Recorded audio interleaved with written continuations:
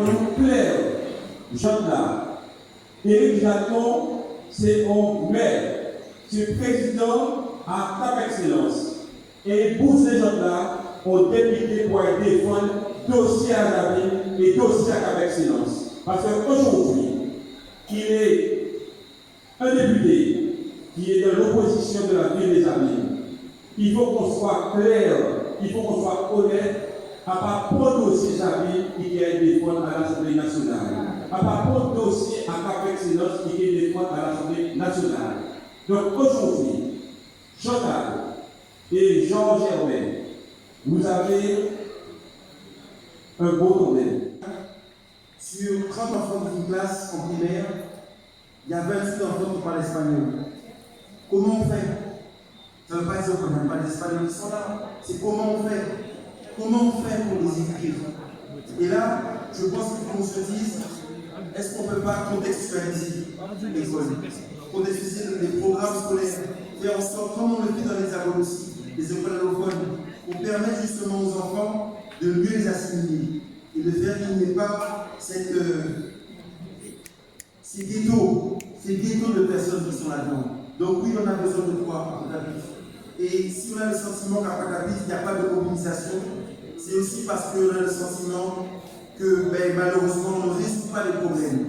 Et c'est la raison pour laquelle Sandra et moi-même, les autres, et je sais que tu as eu Jacques, beaucoup d'entre eux, on essaie de lutter, de bouger, de faire en sorte qu'on change la donne à Pointe-à-Pitre, parce qu'il faut changer la donne. Et on a besoin d'un parlementaire pour ça, et on a besoin de cette force que vous avez à faire, d'engager, de motiver les troupes pour que demain, on change la donne aussi à Pointe-à-Pitre. Et puis, il y a ce problème de sécurité qu'il faut sur lequel on travaille, parce qu'on aura besoin d'un parlementaire aussi pour pouvoir faire en sorte que nos enfants soient en sécurité. Ok, donc je peux vous dresser une liste, disons, de contrariétés que j'ai depuis ce début à temps jusqu'à aujourd'hui. Et ceux qui parfois me critiquent, parfois très sévèrement, sont parfois ceux qui sont aujourd'hui ou hier en 2008, vous vous retrouvez sur ma liste. Et je ne les ménageais pas moi aussi de mon côté. Ok. Mais on s'est finalement retrouvé dans l'intérêt supérieur de la vie des amis. Et aujourd'hui, on doit se retrouver dans l'intérêt supérieur de la circonscription, la première circonscription de la Guadeloupe. Je suis très. Je ne sais pas quel mot employer pour dire la satisfaction que j'ai aujourd'hui d'être encore aux côtés de Chantal Léus, puisque nous nous sommes pas séparés. Et aujourd'hui, je suis contente. Mais plus que contente pour dire qu'il était important qu'elle a rôle fait aux amis et qu'elle nous retrouvons et qu'elle nous ensemble. Je soutiens,